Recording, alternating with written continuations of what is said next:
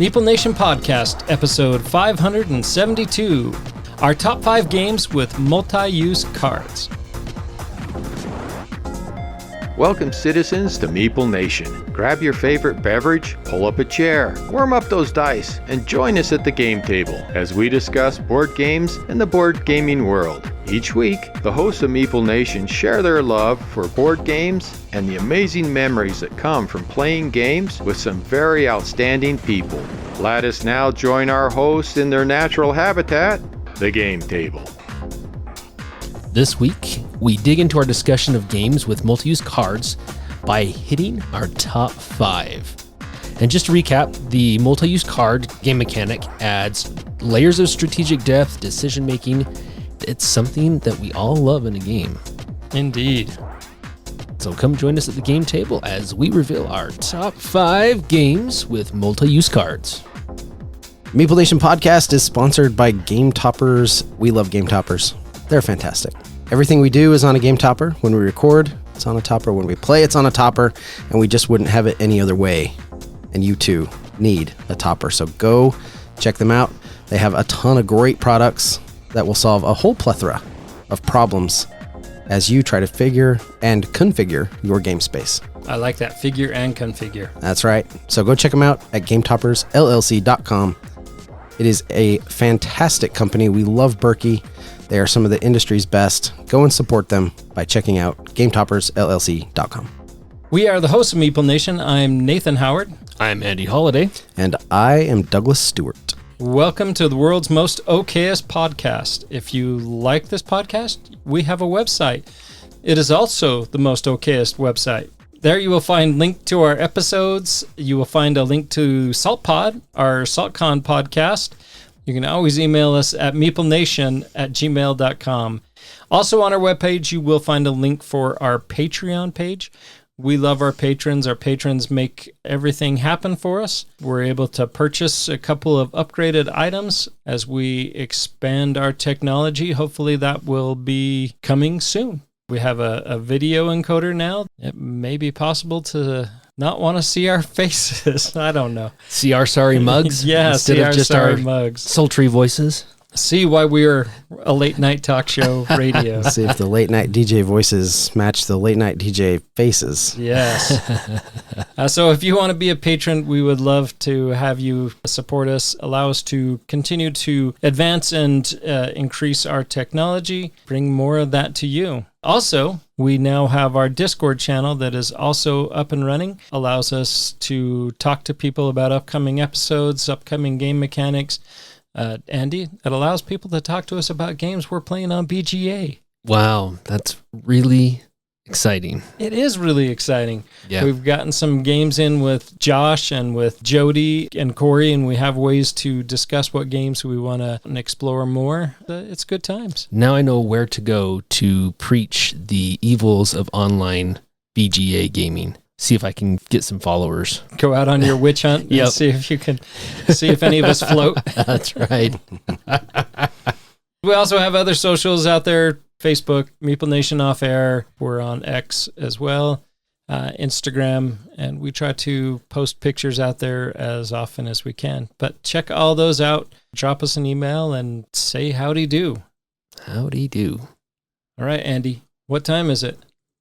It is 8:26. No, that is incorrect. What? It is highlight 30. Oh, it's almost 8:30. Maybe 8:30 is highlight 30.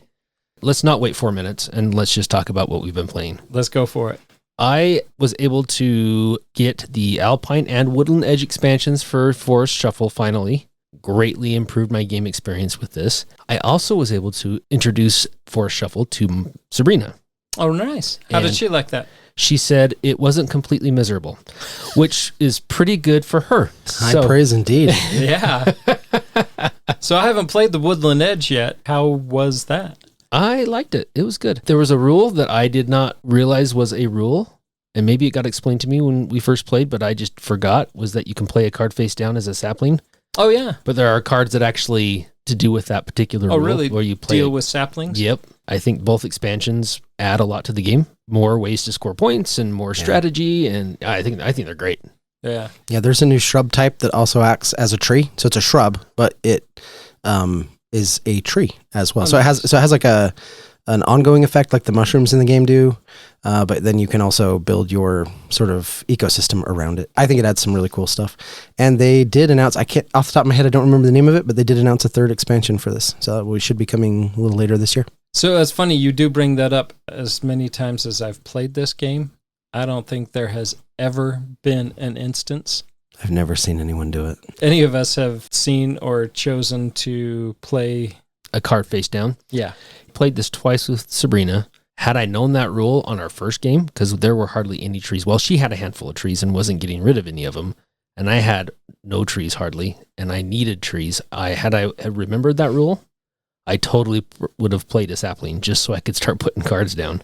Kind of breaks the game, right? What happens if you don't have any trees? And I had, like I said, I'm sure the rule got explained to me, but because no one ever does it, I must have just forgotten it. So yeah, it kind of makes sense. A way out if you don't have any trees. Forest Shuffle Exploration.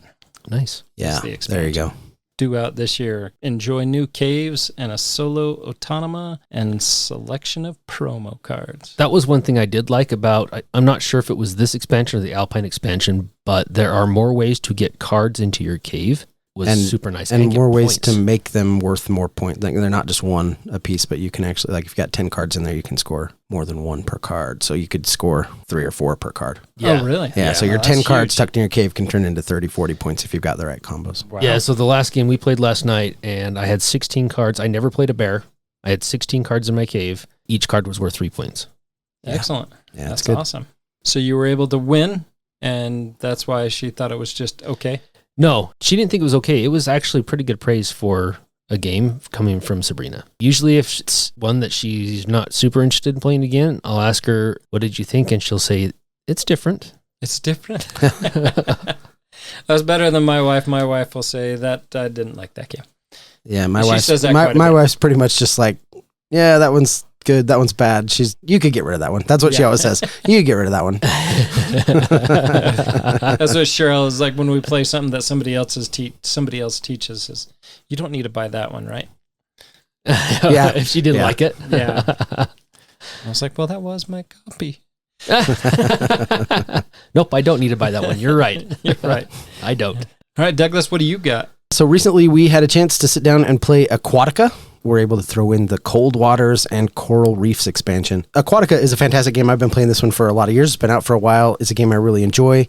I really love that card tucking mechanism, that 3D board. Everyone has their own little ocean zone, and it has the 5 little slots, and you can slip the card in, and you can execute the abilities as you slide that card up. It's a really cool mechanic. Cold Waters does a lot to add to that, and it kind of replaces the goal system. That was one of the big things that it did that I really enjoy. And we've played both of those before, but this time we got to sit down with the new Coral Reefs expansion. I really like it. Takes it another step without, I think, really overcomplicating the game. All of the core mechanisms are still the same really great. Try to just generate all the resources you need on your turn play style. And I thought that it was really good. I really liked the way that you can put the coral out on the cards. You seed your cards, and then when you score them, you can pull that coral off, and it's points. And then each one of those 5 slots can actually get a unique power. Really allows you to synergize, not just with the abilities as the cards are sliding up, they can do even more ways to synergize and combo. Actually, highly recommend Coral Reefs. It was a great experience. What did you think, Nate? You were in that game, I think, and I'm trying to think who else was there, but I believe it was Brad. Was it James. just as- It oh, was James. And I very much loved Aquatia. Whoa. Aquatia. Aquatia. I very much loved Aquatica. It was great. BGA does have an implementation, which this spurred desire to play some of those games on BGA. Yeah. But No expansions, No though. expansions, and that's a bummer because Cold Waters was great, but like you mentioned, that Coral Reefs expansion was amazing. When you started pulling out the pieces of coral, I was like, oh, I didn't get a deluxe version. And you're like, no, this is what comes in the box. So I was Yeah, like, oh. yeah. Just what's in it. Yeah. They're really cool plastic pieces. I mean, it definitely takes the game up a notch visually. Very much liked it. It has intrigued me to play it some more on BGA, and I'm 0 for 4 or something with you and me playing. winning. It's been a rough run for you, for sure. They need to get those expansions mixed in because I hate to say it is a lesser experience without those or without those expansions, for those sure. expansions make it so much better. And they do. Are you aware, Douglas, there is a 2-player version of Aquatica coming out? Duel them? I was not aware, but it surprises me not at all. This is the trend. I've mentioned this many times on the podcast before. It is definitely the trend to come out with a dual or 2-player version of your game.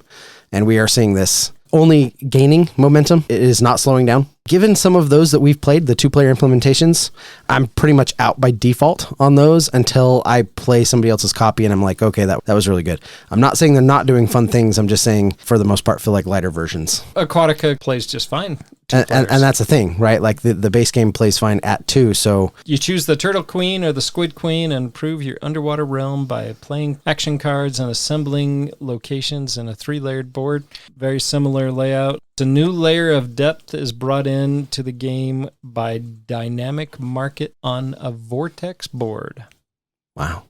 So that's a lot of words. That's a lot of words that don't mean too much yet. I would be a lot more into these 2-player experiences if they did like Res Arcana Duo did, which is it is a contained 2-player experience of the game that can also act as an expansion for the base game. Yeah. I'm a lot more interested in that type of thing if it's just a standalone thing. I'm not saying those games are bad at all. Not at all. In fact, what was the one I was just thinking of the other day? King of Tokyo. King of Tokyo Duel. Duel was great. It's fine, right? But also, King of Tokyo plays fine at 2 players too, because we've played that on BGA now, I don't know, a dozen times or something like that. And what I found is it still ends with somebody just knocking the other person out. There's the new board condition where you're like fame or wreck everything, pushing and pulling and stuff. You usually still just knock your opponent out. I think you did win one by getting the fame all the way to your side. I think so, but it was a card by getting both the fame and damage tokens into the spotlight zones. It was a special thing that was just happened to trigger because that card had come up and I was close to it.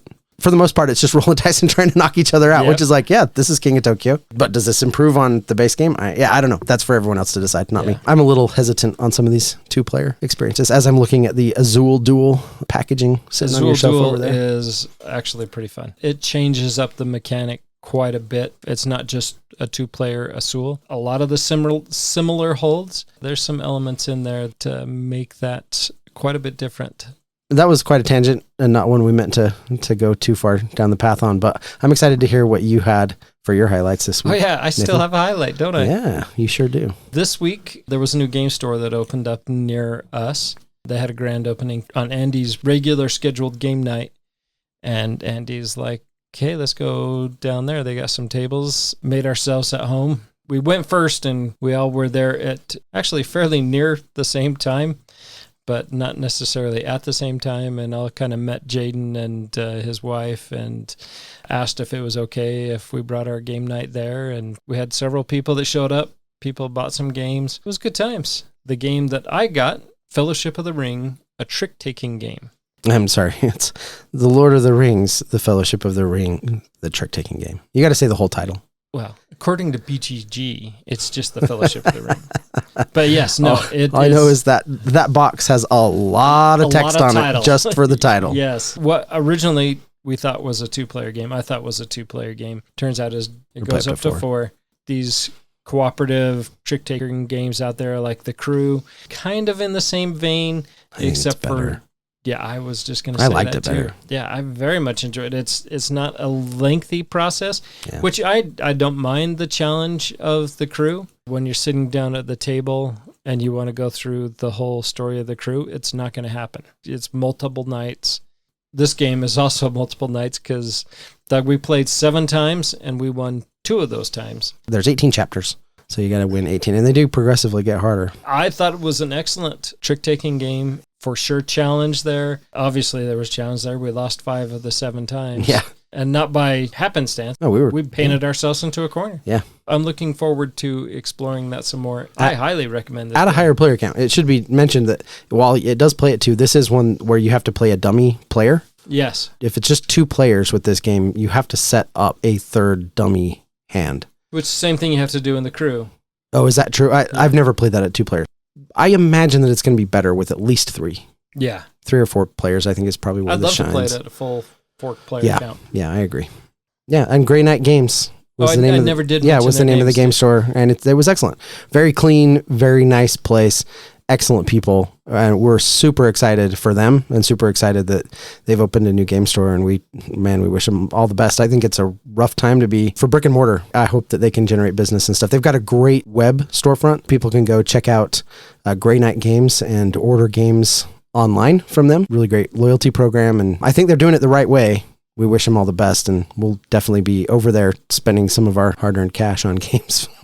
Yeah. At least I will. I love perusing a good brick and mortar game store. And they had some stuff that, a lot of regular stores don't have. I mean, they had the Maximum Carnage, Road to Vendetta. They had a lot of deluxe versions of games actually that I was surprised at, which is great.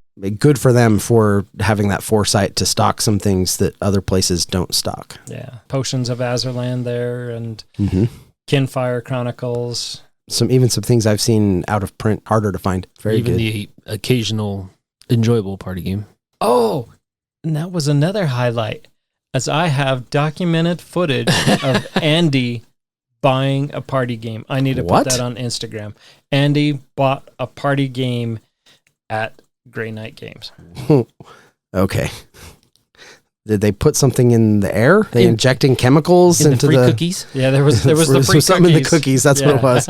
Okay. And it all escalated quickly. You say you have video evidence of this? Picture evidence. Wow. What game was it? It was that escalated quickly. Oh, man. Well, that is a pretty good one. I could see Andy buying that one. Yes. I'm still kind of shocked, though. Yeah, I was too. Had to take a picture. I was in a really good mood. Moment of weakness, guys. It was. There was a smile on his face and everything. He almost couldn't pay for it because his phone wouldn't recognize when he tried to tap it. Didn't recognize him with a smile. Yeah. Nice. All right. Well, that brings us to the meat of this episode, which is our top 5. Again, we're talking about games with multi-use cards. I completely have pulled an audible since we recorded episode 571, and I have changed up my top 5. Your number 1 changed. And my number 1 changed. That's crazy. I'll be curious to hear why. So let's dig into this. Andy, why don't you start us off? All right. Well, my number 5 is a game we played 2 years ago for the first time at BGG when I went with just my girls. And this was Sierra's favorite game of the convention, and that is Comet. With this game, you're trying to save dinosaurs, tableau builder. So as you trying to progress your dinosaurs and get them moved to the safe zone on the main board, when you successfully save them, you get to gain their card, it goes into your tableau, and then you can use that ability. Some of them are one-time effects, some of them are the ongoing effects, some of them are activate to use effects. However, on top of the effect that dinosaur is going to provide you, you must also, in order to move your dinosaurs on the board, because there are different terrain types, to get them from one bit of terrain to the next, you have to discard cards. Those same cards, those same dinosaur cards will have terrain symbols on them. It is just like any other multi-use card. I really need this terrain, but I'm really been trying to save this card. I have my 3 slots full and I have to get things moving. I'm going to discard this card and hopefully I can find another one. Because there are multiple copies of each dinosaur. That decision-making, difficult decisions sometimes of whether you're going to discard a card to get things moving, or especially because if you can time it right and position yourself right, you can jump over your own pieces, your own tokens out on the board, and other players as well. Everything's set up perfectly. Sometimes it can benefit you to discard that card that you may have been holding on to take advantage of the position of everything on the board so that you can jump and get your things moved forward before that board changes, because it's going to change, and that changes fairly quickly. Anyway, very cool game. The multi-use cards, I like the decision-making part of it. It's not a real heavy game. It's just light and fun. Well, maybe medium weight-ish, not super light. There can be a lot going on as you get your tableau built up and you have a lot of cards in front of you that you can use. Crunchy enough, it still is appealing to any gamer right there. Whether you're into heavy games or light games, I think it's fairly accessible for all people. It is a lighter side game, but I would still throw it in the medium for sure. Yeah. And there is a ton of complexity. Comet's a really great game. It is. We don't play it near enough, but it's a great game. I agree. This is one I need to get my wife to the table with. Plus, it has asymmetrical powers. So yeah, that's always a plus. Always a plus. Doug, what do you got for number 5?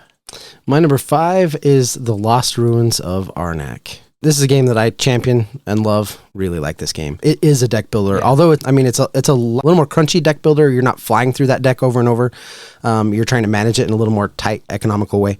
But you have a handful of cards that produce resources, and then as the game goes, you're going to acquire items and artifacts. A whole bunch of different things that they can do for you. Lots of really great in-game effects that will spur you on to victory ultimately. Leverage the powers that are on those cards in order to do well at the game.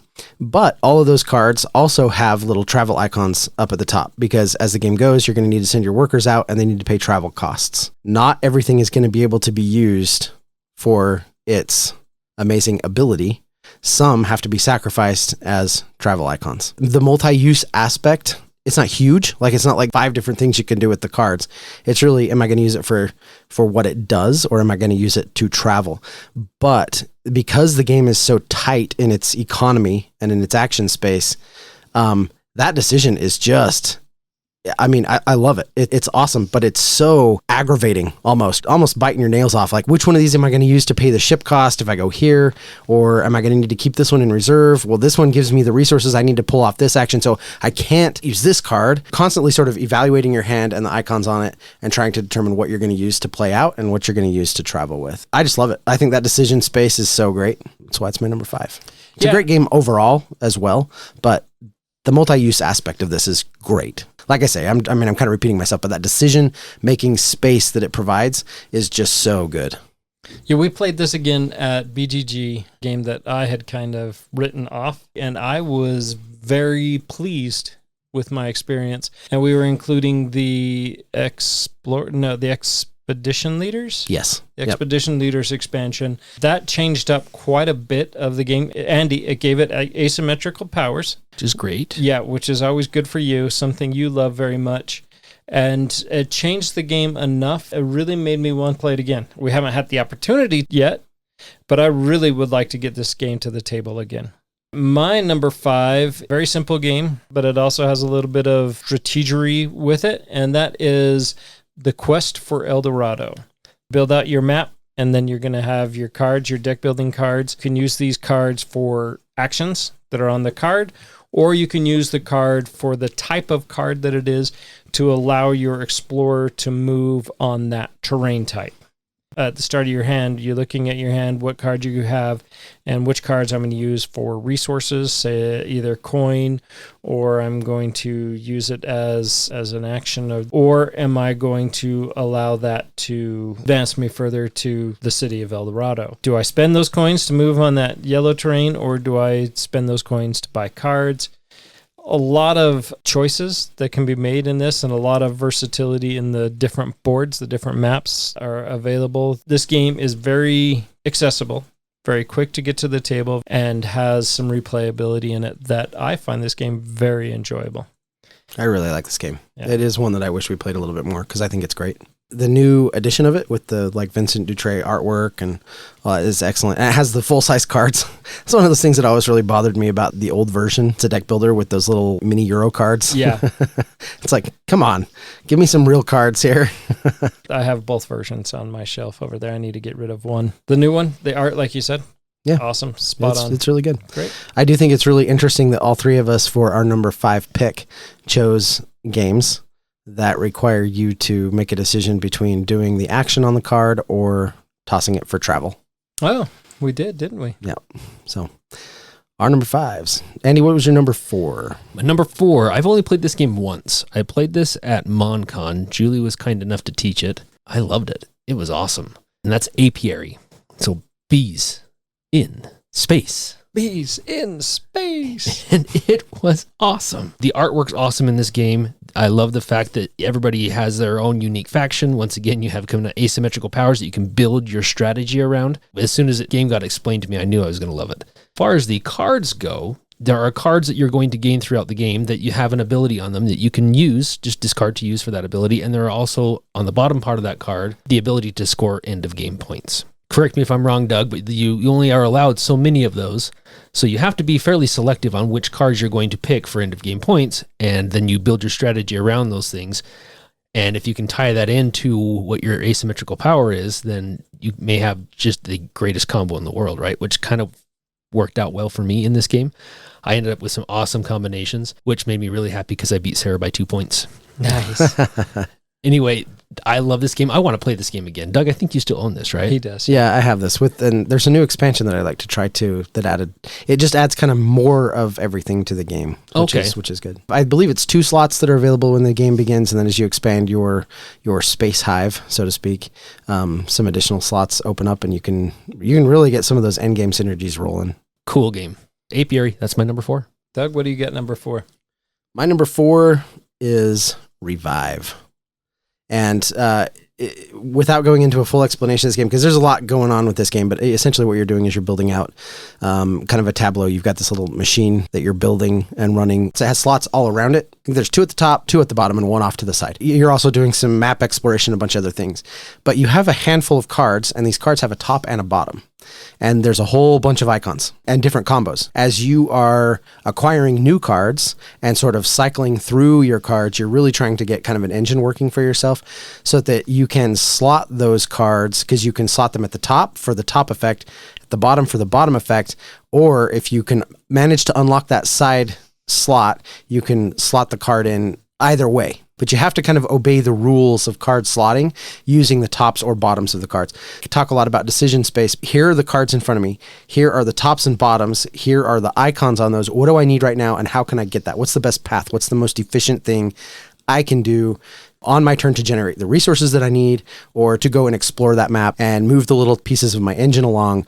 I absolutely love this game. Really one of my favorite games. Not to mention the fact that you can upgrade those slots, right? Which can make the decision even more difficult, because you may have your top slots upgraded, but you really want to use that bottom ability.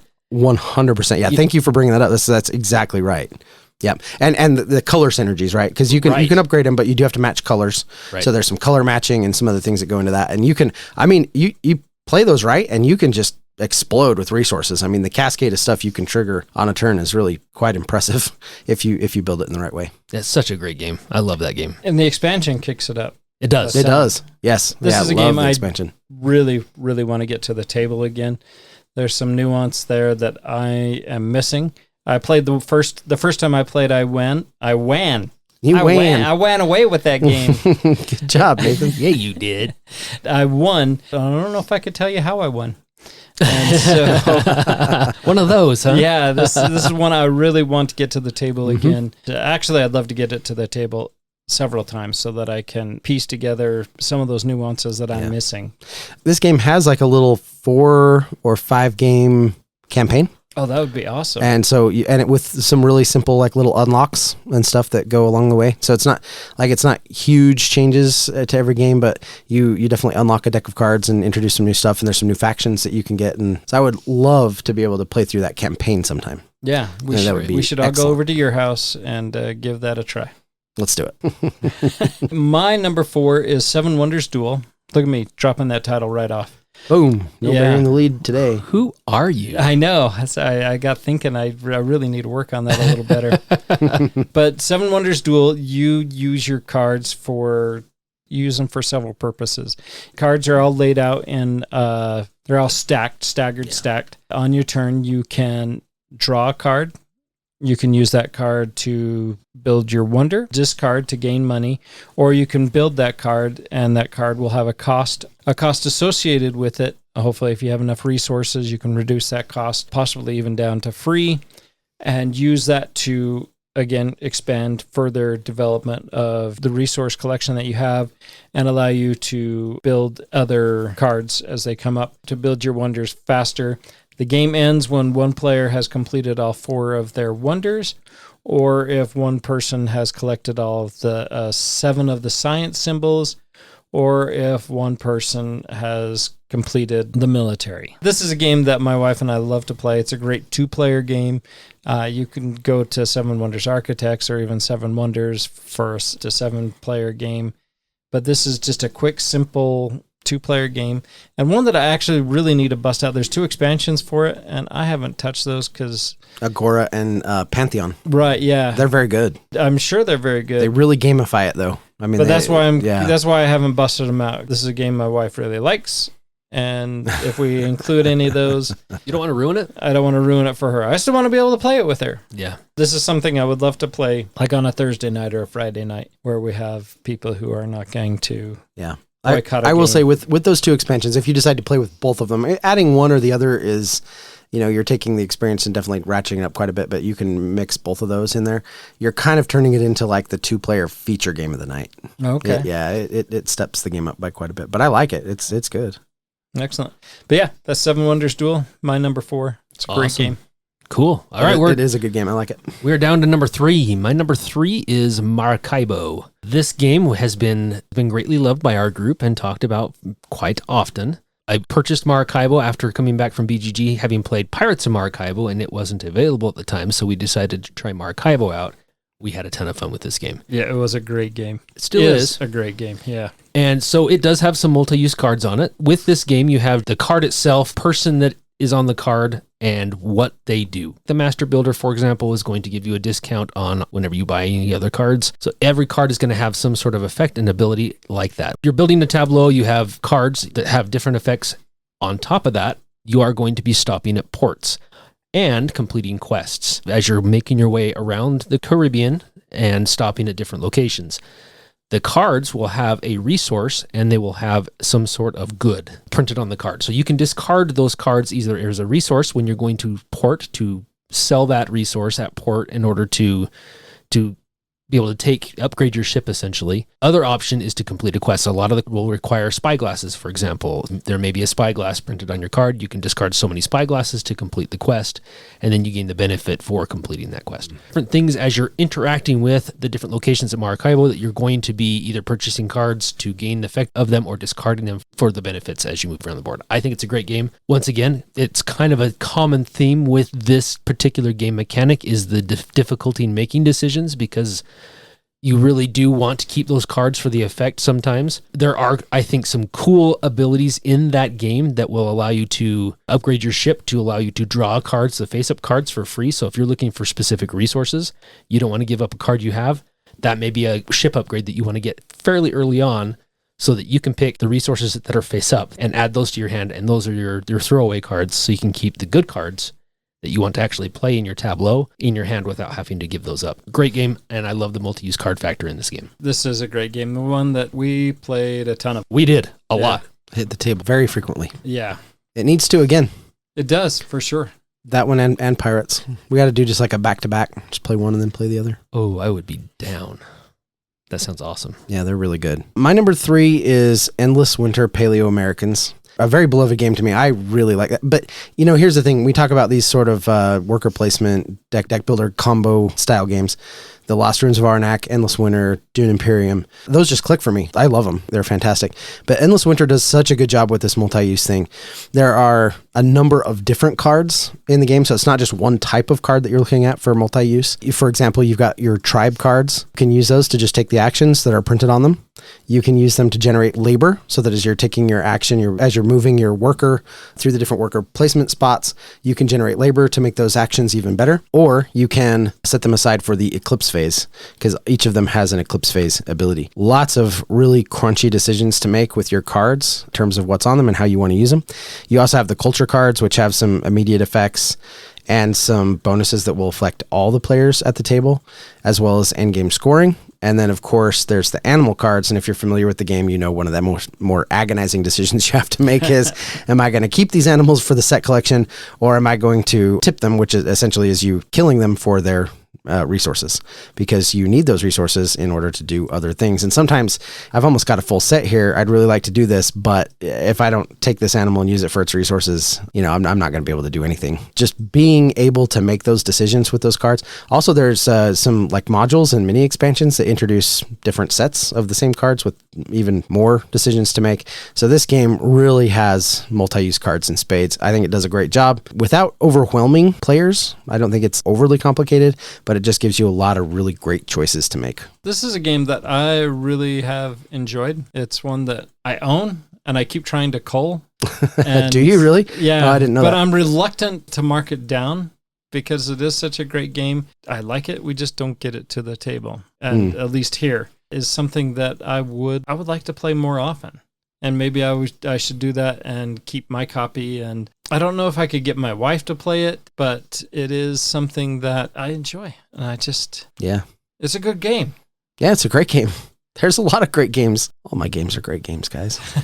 When are you going to learn? That's my number 3, Endless Winter. So my number 3, while we're cruising around the Caribbean, depends on if you want a tomato or a tomato. That is true. Is Pirates of Maracaibo. I enjoy Maracaibo. I enjoy Pirates of Maracaibo exceptionally more. Me too.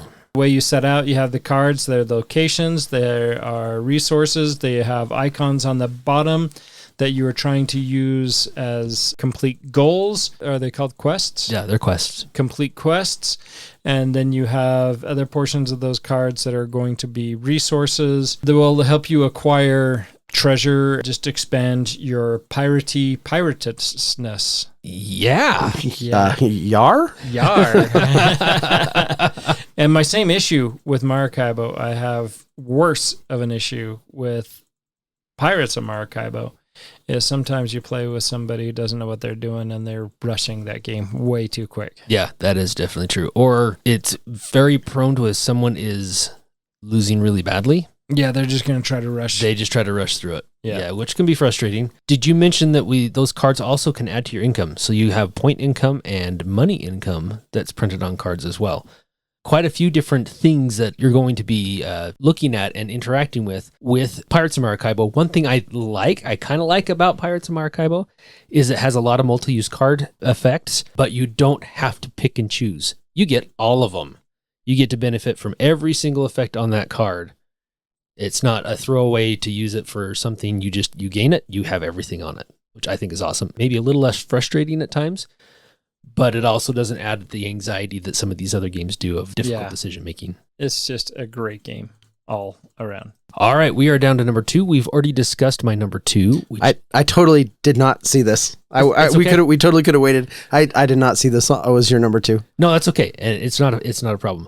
I love Revive. Revive is my number 2. And yeah, it's our first duplicate. We didn't have a whole lot of duplicates this time, but yeah, my number 2 is Revive. Excellent game. My number 2 is Arkham Horror, the living card game or the card game. Oh my gosh, where did to even start? So many cards, so many abilities, so many amazing things. And at this point, the card library is like thousands of cards. It's incredible. As far as the multi-use part of this goes, it's not just that you can use the card for its ability. Like it's going to be an item you're going to build out in front of you. It might be an event you play, something like that. But also you can discard those cards to boost your own skill checks or the skill checks of allies if they're in your space. The game is like noodling through how you're best going to use the cards that are in front of you. But not only that, it's amazing to see all the synergies with keywords and everything that exists on these cards. One card down may trigger abilities on other cards or may allow other players to do certain things or perform different actions. It may allow you to shift resources, which then boost the actions and stuff on other cards. When you're sitting down and building your deck, you're basically sitting down and trying to build a deck that works together, sort of marrying all of these different multiple uses for a variety of situations and scenarios where you may need to use them. Trying to build something that's versatile and works together. And that process of even just deck building and theory crafting is so much fun. And then you go put that deck to work playing the game. And more often than not, you just get destroyed. But every now and then you pull it off and it feels really powerful and really great. Man, it's just so good. I can't say enough good, actually, about the card play in Arkham Horror, the living card game. You didn't put this as your number 1. I didn't, but that's because, we'll get there when we get there, but that is specifically because we are talking multi-use cards and there are reasons. I mean, Arkham Horror is my number 1 game of all time. There's no doubt about that, but we're talking about multi-use cards. And I think there's one that does it slightly better. All right. Excellent. My number 2 was my number 1, but did drop down to my number 2. And this is the White Castle. This is a White Castle.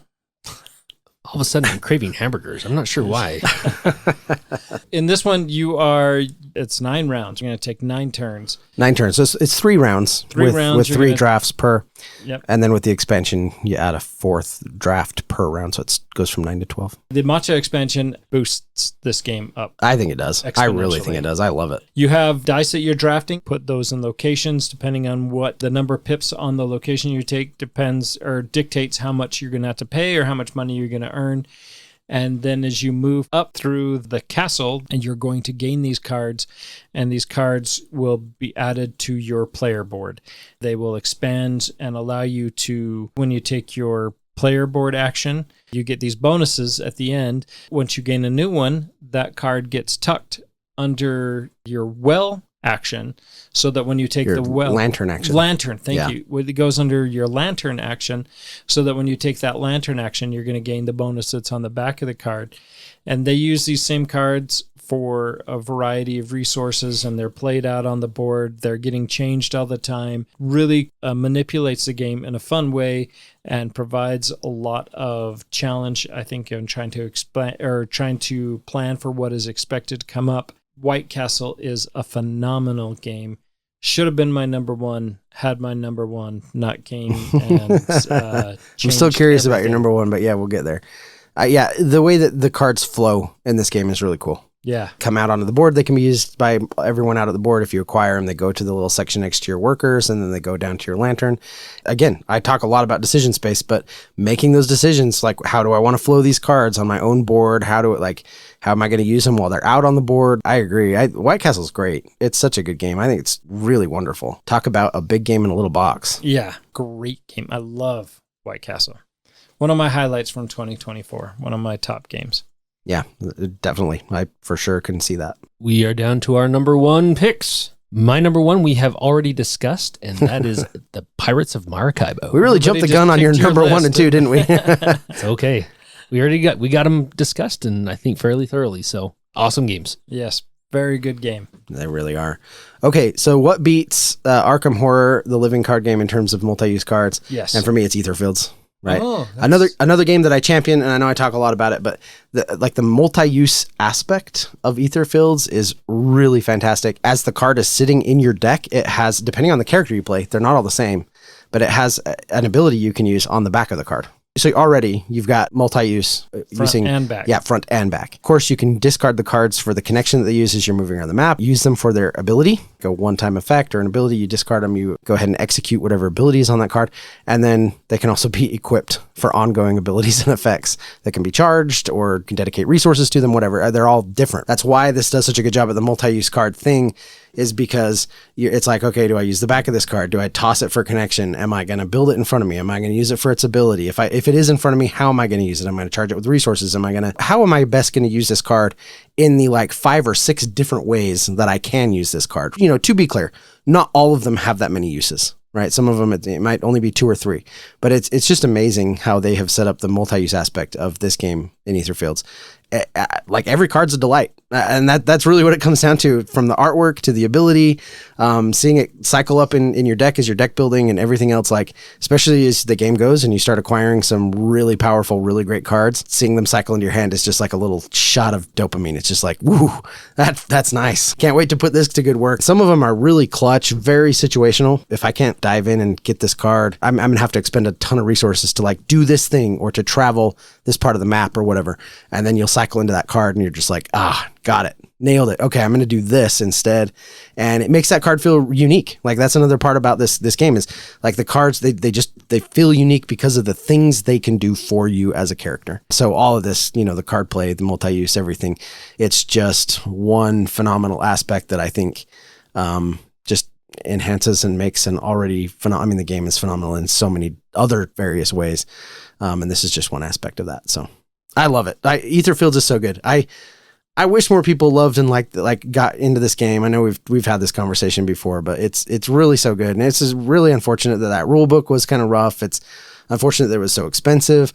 I mean, there's a lot of barriers to this game. Yeah. But it's one that I just know that if more people gave it a shot, they would love it.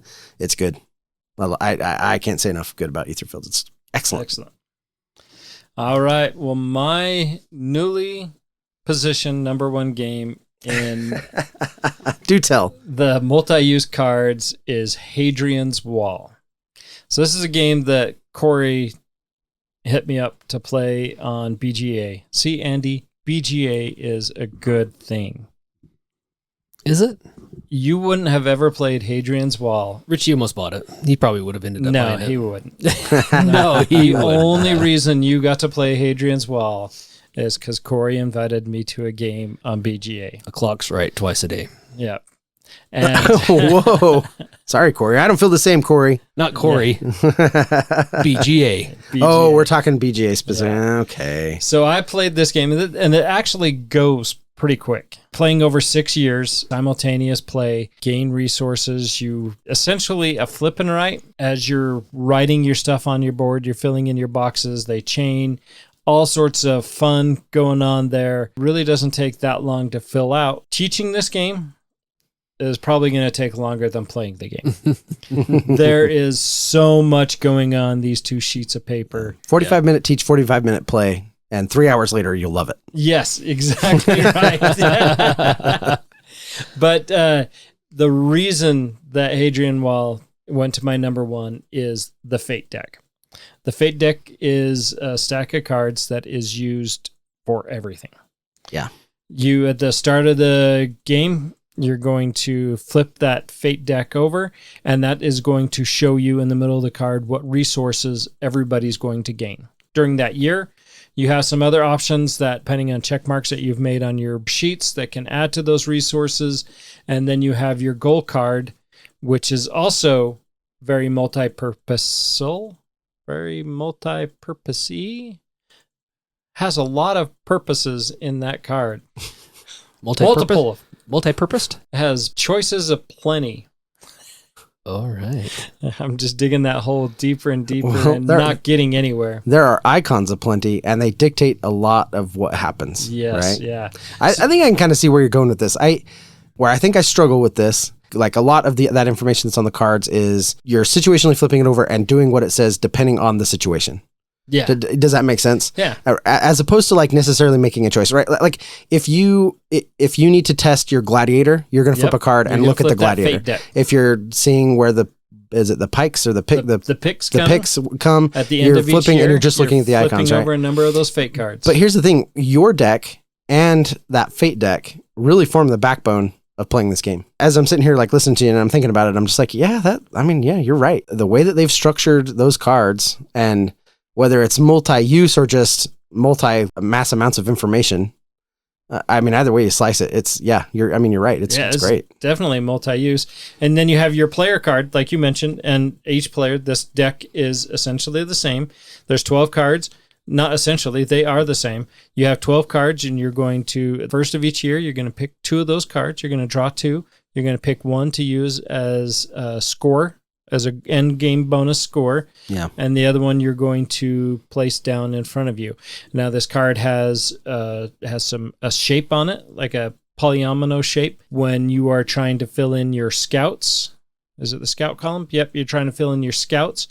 You're going to fill in that polyomino shape into your 4x5 grid. Or I can look at the player to my left and the player to my right and use their shape instead. But I have to put that shape on my grid. I can mirror it, I can rotate it, I can do whatever I want, but that shape has to be exactly placed into my scout squadron or my scout grid. Or if I'm going to the market, there's also a market value that is on my card. And that when I add icons to my market, I have to make sure that, I don't have to make sure, they can be the identical number, but I want to get 6 unique numbers in my market to take the highest advantage of what the market is going to provide for me as a return in renown. So I have to look at mine, or I can look at the player to my left, to the player to my right. There are options and so much going on in this game. Not only is this an exceptional game, this does the multi-purpose cards so well. There is so much going on in that Fate deck. There is so much going on my individual play card that can affect me. It can affect the players to my left and the right. And all of that bundled up into a fire hose of an explanation of a game and bounce house full of fun. I don't know where my analogy went with there. Such a large intake to learn, but the return on that game I think is phenomenal. If you can wrap your head around all the explanation, that game is amazing. Bounce house full of fun. You got a ball pit to that? I think everybody's in. Oh, I guess that's what I was trying to go with, the ball pit, right? But I guess that's not in a bounce house. Yeah. It could be. You can tell how often I went to the carnival. You know, a ball pit bounce house sounds pretty epic. Oh, yeah, there you go. How do you get in and out, though? I don't know. It doesn't matter. Doesn't matter. It's my world. There you go. But Hadrian's Wall is my number one, and because of that Fate deck, those player decks, multi-purpose cards, exceptionally well. I'll allow it. I thought this might be kind of a Cult of the New. Not that Hadrian's Wall, I mean, it's a little bit, a new experience, and I thought it might just be, just like in the game. So, but no, you were right. This one definitely qualifies. Those cards are awesome. Good pick. I like it. Well, that concludes our top 5. Next week, come on back. We're going to look at the list of the top multi-use card games according to BGG. Pick on some that maybe we haven't talked about yet. Maybe some we don't own. Maybe some we need to own. Maybe some we own and haven't played. I don't have any games that I own that I haven't played. Some that are sitting on that shelf of shame. Just put the curtain over that shelf of shame. But you don't have a curtain that big, Nathan. The drape? Big curtain. Stage curtain. I can get a stage curtain, right? There you go. It's like a hot air balloon. Until next time. We will see you building up your wall around your shelf of shame games. No, around your multi-purpose games. There's so much going on in Hadrian's Wall. That's such a great game. It really is. At the game table. I already want an expansion for it. I do too. It's 2022, so that's I don't know if we're getting anything more for it. But what would you do? A third? I want sheet? more. Yeah, third sheet, please. Bring it on. I'm ready. Oh, yeah. Go from a 45-minute teach to an hour and 10-minute teach. Yeah. Of awesomeness, though.